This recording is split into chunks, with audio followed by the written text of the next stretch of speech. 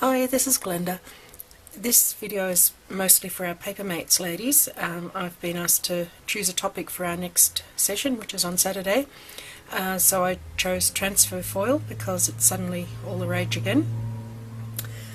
So I've been making some samples and trying some different things. So I thought I'll go through what the ladies need to bring and do a quick demo of the types of techniques we'll try. And I have to save all I'll demo a card similar to this, and you know, this is the one I did in a video a little while ago, but I loved this result. I should have grabbed the stamp.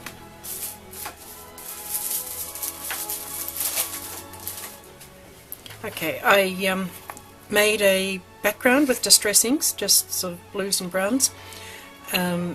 And then I stamped with heat and bond powder with this marble stamp, just with the most open side, and put the gold foil on, and I just love that. I hope it shows up properly, but I thought that was a great use of the foil. This was one of those stamps I absolutely had to have, probably 8-9 years ago, something like that. A lot of people were using it. Actually, it's got 2000 on it. I don't know if that's $20 or the year 2000. But I got it on a used basket for $33.50. I mean, this was expensive. But everybody was using it, and it gave these wonderful results. You've got the three sides, and you end up with a marble background. But it's a stupendous thing. 1998 is when it was made, copyright. But yeah, it's one of those things I had to have, and I used it a bit, and I haven't used it enough, which is totally off track, beside the point. But anyway, I love the effect that gave. I'm finding the transfer foil, although the demo is all different ways to use it, the point of that is to show all different ways to use it. I think where it really shines is where you perhaps do one thing with the foil and make that a feature.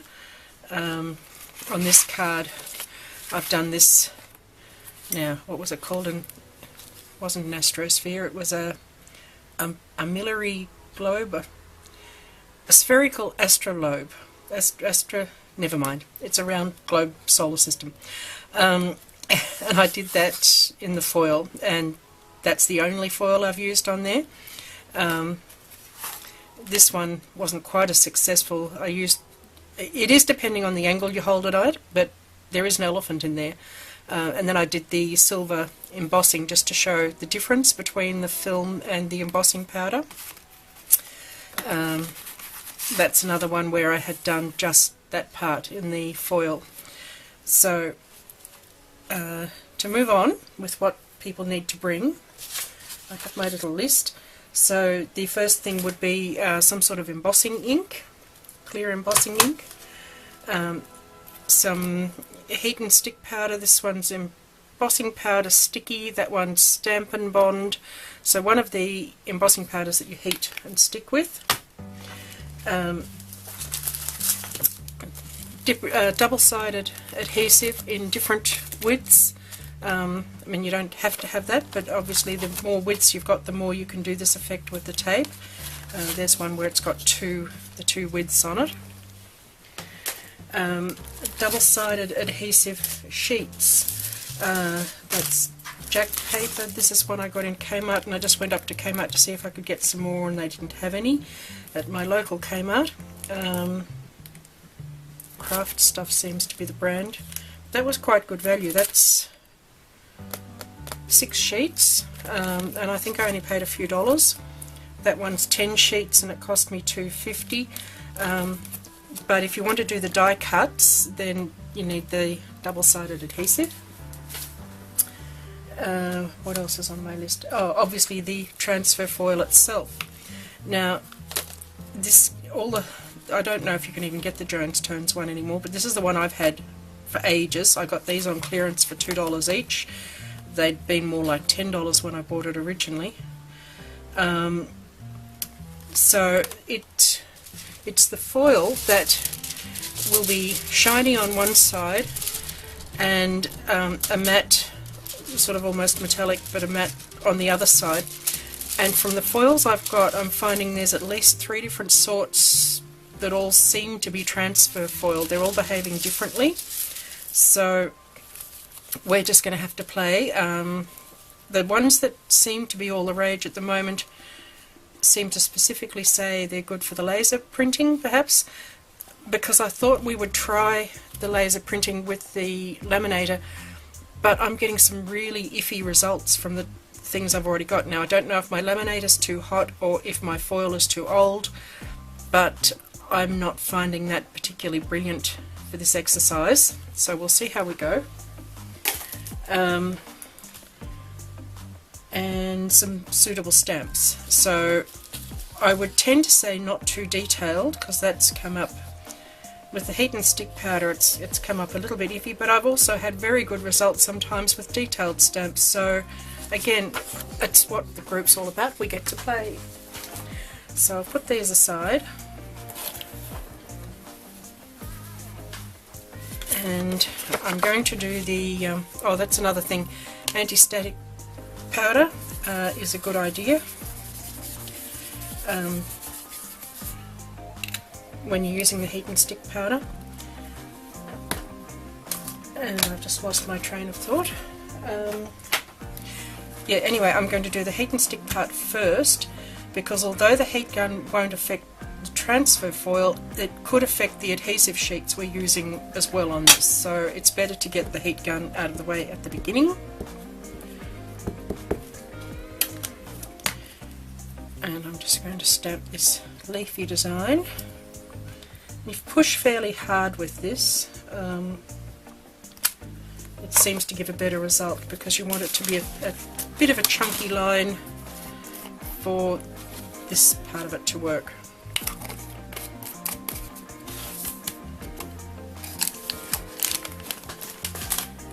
And as I've said before, with the heat powder, you heat it till it just barely begins to change. You don't want to do it too long, or it loses its sticking.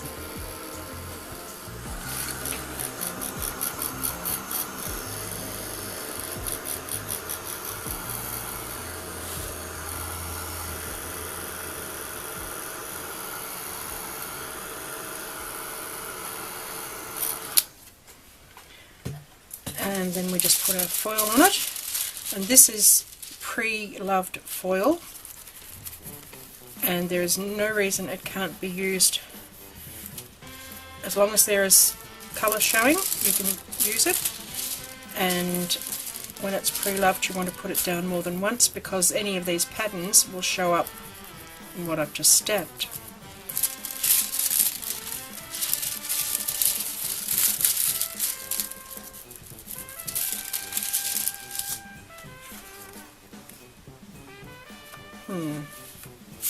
Anyway, and again, I'm still getting, it's, I don't know, maybe foil does have an age limit on it, because some nice lady gave this roll of it to me and somebody else had given it to her, so how old it is, I have no idea. Now, here's my tape. I think I'll use the thicker tape and just put a strip down there.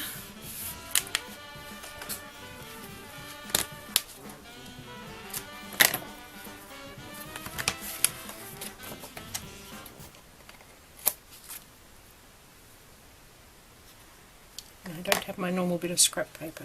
Bother. There we go. Take the backing off.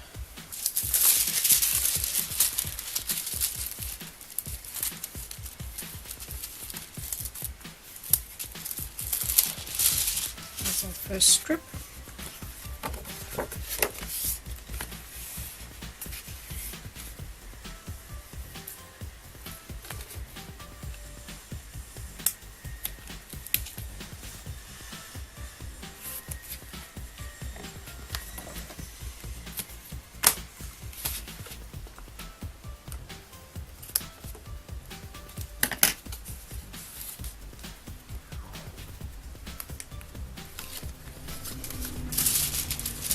need another bit on my foil.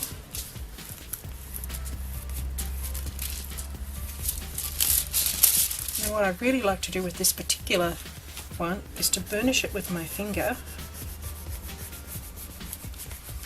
and I'm not sure if it's the foil or the tape underneath, but as you might expect with burnishing, you actually end up with a burnished gold look to the strips, and I quite like that. Oops, I may have made it a bit sticky there, never mind. And what I've done sometimes with using tape is put the powder over it again just to remove any extra stickiness. So the next thing is, whoops, a die cut, and I've cut this out of the double-sided adhesive sheet, and let's see,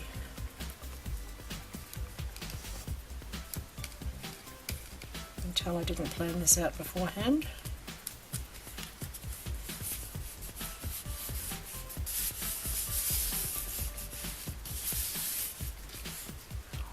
Well, actually I did. I've made about 10 of these cards and not one of them is the same as another.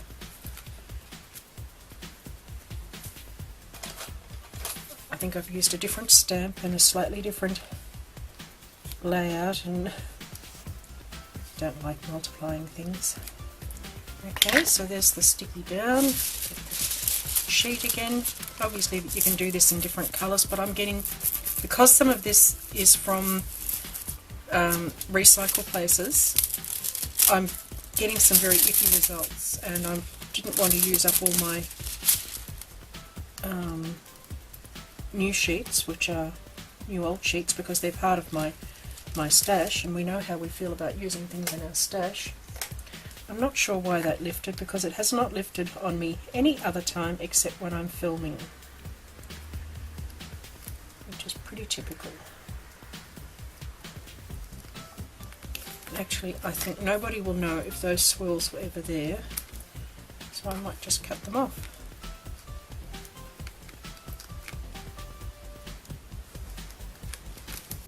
Okay, I'm going to put that down again and get other little bits that didn't get sticky. It's probably lifted partly because this is a used sheet, and if it had been a nice new sheet, it would have all covered the sticky in the first pass.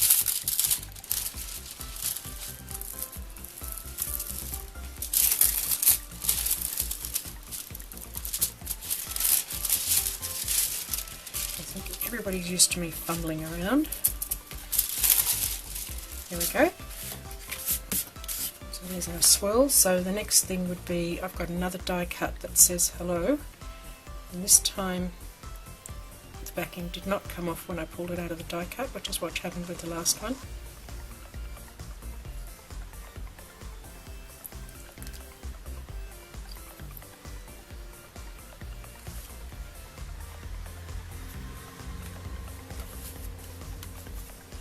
Oops, my H has gone a bit wide. There we go.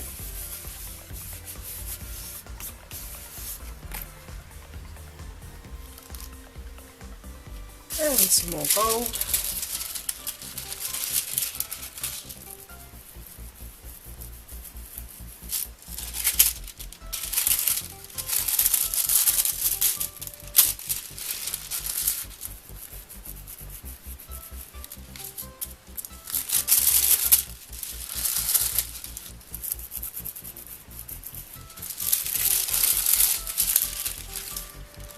And the last thing that I didn't bring a bit of double-sided adhesive for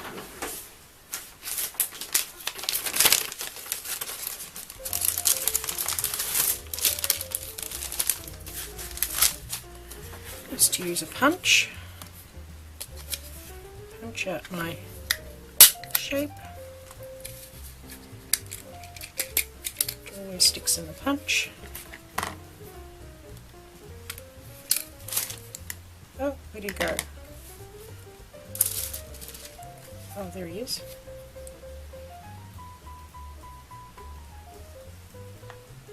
And with this you can decide which direction you want him to fly, but depending on which side of the adhesive you pull off first. So I think I'll have him coming out of the plant.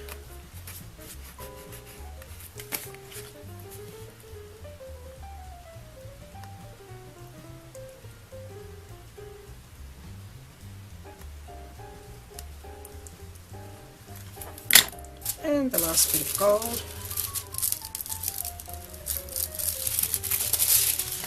Okay, and that is our demo card. So there's several techniques of using the foil. And then for some variations, punched the corner on that one, and I did a couple of colours on this and added some sequins, different colour foil, and I did splatters, a couple of different coloured foils. If you've got an adhesive runner that does dots, you can do dots. These were bigger dots from an adhesive again, and I didn't like them, I wouldn't do them again. This one didn't actually go right, and so I did it again, and then it was even more wrong, so I stamped over the top with stays on, and I ended up putting some, I put another die cut on the top, and I kept trying to save it, and I don't know if I have or not. And the other thing with this one was, this one I did on cream cardstock, and this one I sponged around after I'd done it, and I might do that on a few of them. I think I quite like the way that changes it. So that's my offerings. I will definitely try the marbled one again, because I think that's easily my favourite.